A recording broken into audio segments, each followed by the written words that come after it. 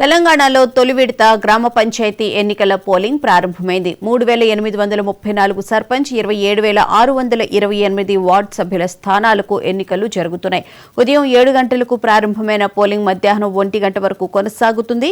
37,562 polling కేంద్రాల్లో 56,19,430 మంది ఓటర్లు ఓటు హక్కు వినియోగించుకోనున్నారు. పోలింగ్ ముగిసిన అనంతరం మధ్యాహ్నం 2 గంటలకు ఓట్ల లెక్కింపు ప్రారంభించి ఫలితాలను ప్రకటిస్తారు. అనంతరం వార్డు సభ్యులతో సమావేశాలు నిర్వహించి ఉప సర్పంచ్ ఎన్నికలు నిర్వహిస్తారు.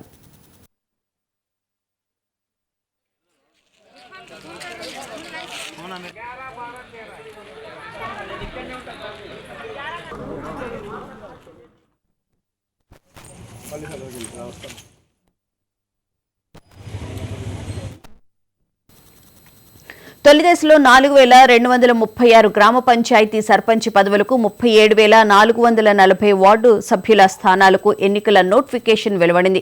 వీటిలో 5 సర్పంచ్ పదవులకు, 169 వార్డు పదవులకు నామినేషన్లు దాఖలు కాలేదు. 396 సర్పంచ్ పదవులు, 9,633 వార్డు సభ్యుల స్థానాలు ఏకగ్రీవమయ్యాయి. ఒక పంచాయతీకి సర్పంచ్, 10 వార్డు స్థానాల ఎన్నికలపై న్యాయస్థానాలు స్టే విధించాయి. ఇవి పోను గురువారం 3,834 సర్పంచ్ పదవులకు 12,960 మంది అభ్యర్థులు, 27,628 వార్డు సభ్యుల స్థానాలకు 65,455 మంది పోటీ చేస్తున్నారు. సర్పంచ్ పదవులకు సగటున 3.38 మంది, వార్డు సభ్యుల స్థానాలకు సగటున 2.36 మంది అభ్యర్థులు బరిలో ఉన్నారు.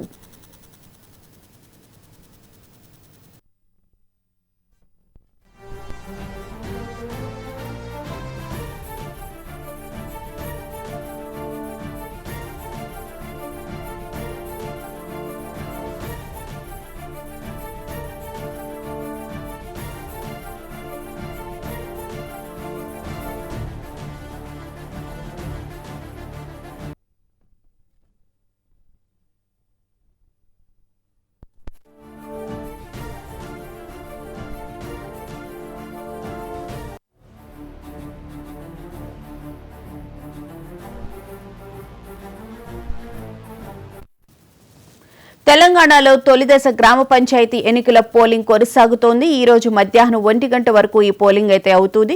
ఇక ఇదే అంశానికి సంబంధించిన పూర్తి వివరాలను మా Telangana bureau chief Sudhakar live లో అందిస్తారు. సుధాకర్, చెప్పండి, ఈ రోజు ఉదయం 7 గంటలకు పోలింగ్ అయితే ప్రారంభమైంది.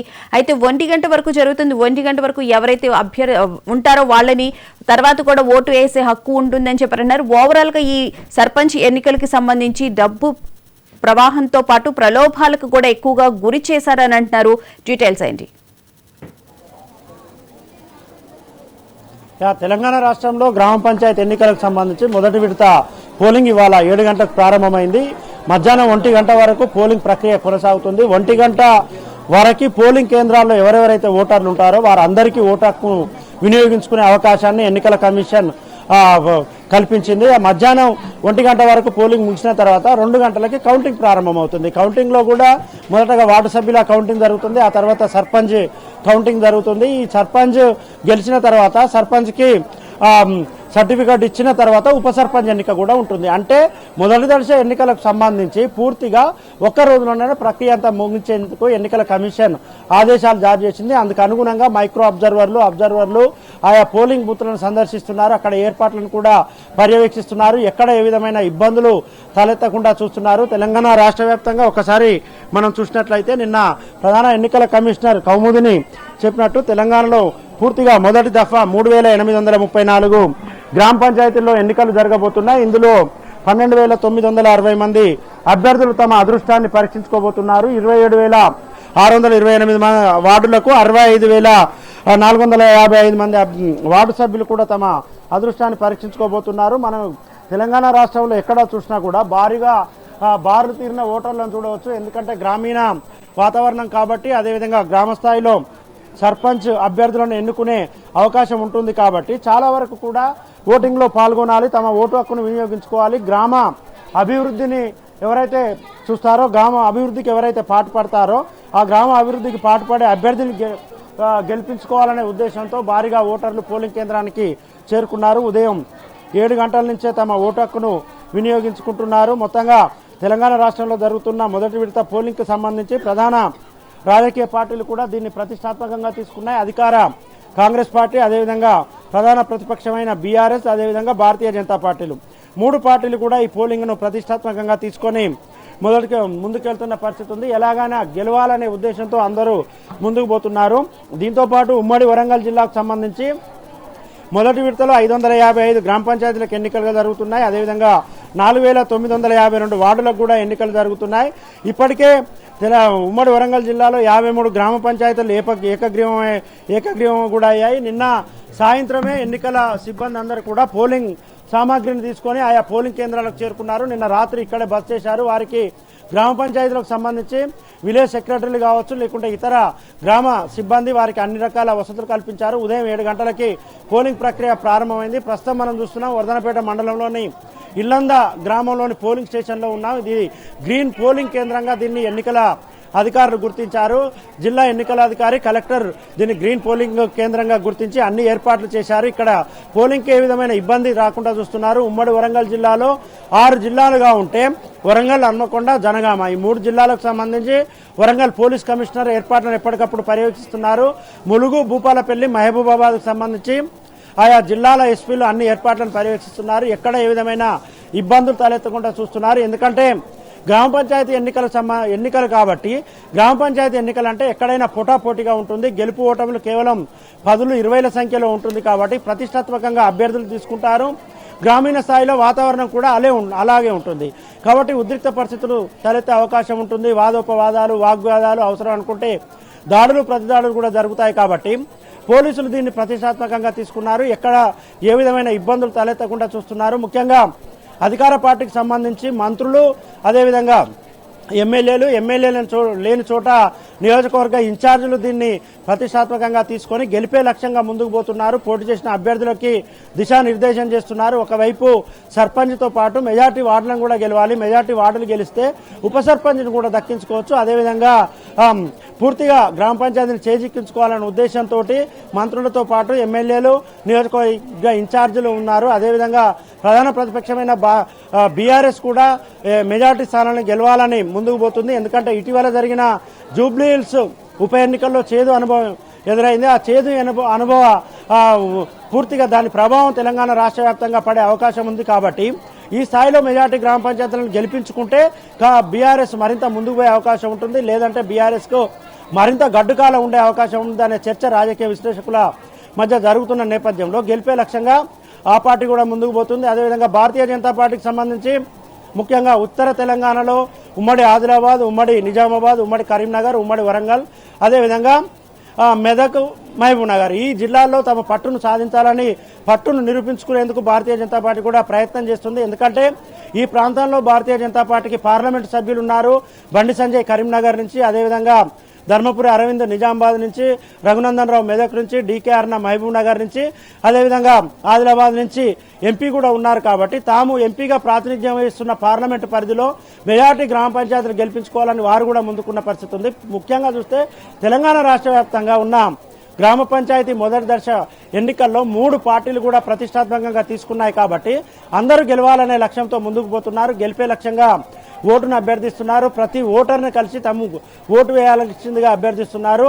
అభ్యర్థి ఎంపిక నుంచి మొదలుకుంటే ఆ తర్వాత ప్రచారంలో, అదేవిధంగా పోలింగ్లో కూడా ప్రత్యేకంగా దృష్టిని కేంద్రీకరించి ముందుకు పోతున్నారు. ఇవాళ 7 గంటలకు ప్రారంభమైన పోలింగ్ మధ్యాహ్నం 1 గంటకు పోలింగ్ ప్రక్రియ ముగుస్తుంది. 2 నుంచి కౌంటింగ్ ప్రారంభమవుతుంది. మొదటగా వార్డు సభ్యుల ఓట్ల లెక్కింపు పూర్తవుతుంది. ఆ తర్వాత సర్పంచ్ ఓట్ల లెక్కింపు కూడా పూర్తవుతుంది. సర్పంచ్కి గెలిచినట్టుగా సర్టిఫికేట్ ఇచ్చిన తర్వాత ఉప సర్పంచ్ ఎన్నిక ఉంటుంది. ఉప సర్పంచ్ ఎన్నిక అయితే ఇవాళ పూర్తి చేస్తారు, లేదంటే రేపు కూడా ఉప సర్పంచ్ ఎన్నికను పూర్తి చేసే అవకాశం ఉంటుంది. తెలంగాణ రాష్ట్ర వ్యాప్తంగా మొదటి దశ పోలింగ్ అయితే ప్రస్తుతం ప్రశాంతంగా జరుగుతుంది. ఎక్కడ ఏ విధమైన అవాంఛనీయ సంఘటనలు జరగలేదు, ఎక్కడ ఏ విధమైన ఇబ్బందులు తలెత్తలేదు. పోలింగ్ అయితే ప్రస్తుతం ప్రశాంతంగా కొనసాగుతుంది.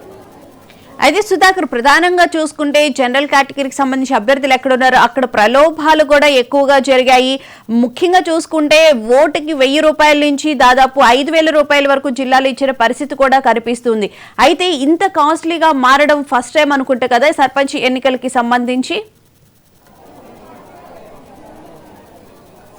సర్పంచ్ ఎన్నికలకు సంబంధించి జనరల్ నియోజకవర్గాలైన పోలింగ్ గ్రామాలలో పరిస్థితి ఒక రకంగా ఉంటుంది. అదేవిధంగా మిగతా ఎస్సీ ఎస్టీలకు రిజర్వ్ అయిన గ్రామ పంచాయతీల వద్ద మరో రకమైన పరిస్థితి ఉంది. జనరల్ నియోజకవర్గాలలో అభ్యర్థులు పోటీ చేసిన వారు ప్రతిష్టాత్మకంగా తీసుకుంటారు, ఎలాగైనా గెలవాలనుకుంటారు. అవసరం అనుకుంటే ఓటర్లను ప్రసన్నం చేసుకునేందుకు ఎక్కువ సంఖ్యలో ఖర్చులు కూడా చేసే అవకాశం ఉంటుంది, ఎక్కువ సంఖ్యలో డబ్బులు కూడా వెచ్చించే అవకాశం ఉంటుంది. మీరు అన్నట్టు ఎక్కువగా రియల్ ఎస్టేట్ ఉన్న గ్రామాలు కావచ్చు, లేకుంటే గ్రానైట్ ఉన్న గ్రామాలు కావచ్చు, ఇతర గ్రామ పంచాయతీల దగ్గర పోలింగ్కి సంబంధించి కొంత ఎక్కువ స్థాయిలో ఆయా గ్రామాలలో గెలుచుకునేందుకు ముందుకు పోతున్నారు. మనకు ఇటీవల అంటే నిన్న జరిగిన దాన్ని బట్టి షాద్నగర్ అదేవిధంగా సంగారెడ్డి జిల్లాలోని ఒక ప్రాంతంలో ఓటుకు 21,000 రూపాయలను కూడా వెచ్చించారంటే దాని పరిస్థితి ఏ రకంగా ఉందో మనం చూసుకోవచ్చు.